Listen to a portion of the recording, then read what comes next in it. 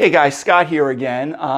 Depending on when you're watching this, this is one of my earlier homebrewing segments on my Scott's Rathskeller page. Many of you may be more familiar with my beer dissection videos, my what is videos that discuss different styles of beer.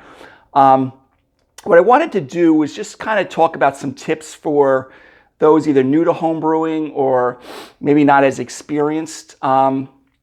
And more specifically to those of you who do either extract brewing or partial mash brewing, because one of the problems that people run into with extract and partial mash brewing, and let me just explain the difference just in case of those of you who are really new.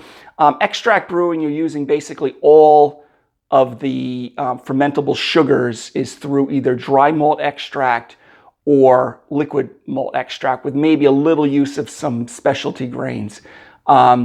Partial mash brewing is you're using maybe some grains like specialty grains, definitely specialty grains, maybe putting in a few pounds of pale malt or Pilsner malts, getting additional fermentable sugars, and using a little bit less of the liquid malt extract as well as the dry malt extract, versus all grain brewing, which this video may not pertain as much to all grain brewers because this problem that I'm about to explain doesn't usually happen as much in all grain brewing. So what are the pitfalls that people have when they're trying to, make certain beers, especially beers like Kolsch, blonde ales, other pale lagers possibly, or any pale beer in general, is that after they go through, especially this, again, this is going to, I'm sorry, excuse me, all extract brewing or partial mash brewing, is that they find that their beers are coming out a little darker than they would like, darker than a Kolsch should be, or an American Pale Lager, or International Pale Lager, or a blonde ale. And what's happening in those beers is that you're putting that extract in, whether liquid or dry, and you're boiling for the entire hour. So you are going to get a tendency to get a little bit of caramelization of the malt, and that's without burning it at the bottom of your kettle.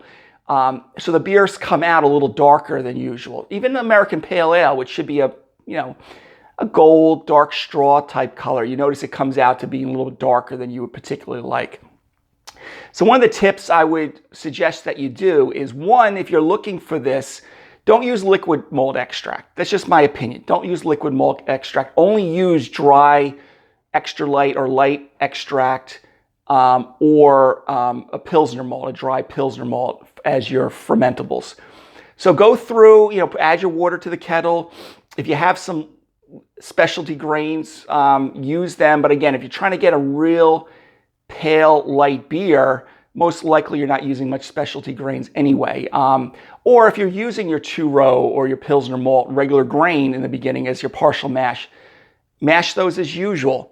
Then what you do is, before you go to the boil, dump in about 2/3 to 3, put in about 1/3 or 1/4 of your dry malt extract only at the beginning of the boil.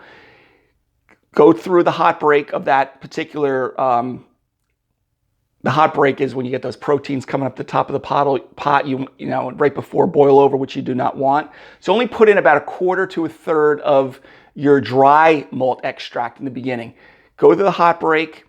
In the last 15 minutes of the boil, put the remaining extract in there. Again, I'm recommending, if you want that real pale beer and you're doing an all extract version or a partial mash with mostly extract, put in the last 15 minutes. You may have to watch the kettle again for a secondary hot break, and then continue your hop regimen as usual. Cool your wort and then do it. Well, you're going to find, and I've learned a lot of this through other YouTubers, Brewlosophy, is that, and maybe where else, sometimes I don't remember where I've always learned it, but I've done this, and I'm going to have my Kolsch pop up over my shoulder if I haven't already in this video, and show you how pale my Kolsch is, and that's doing this technique that I just did.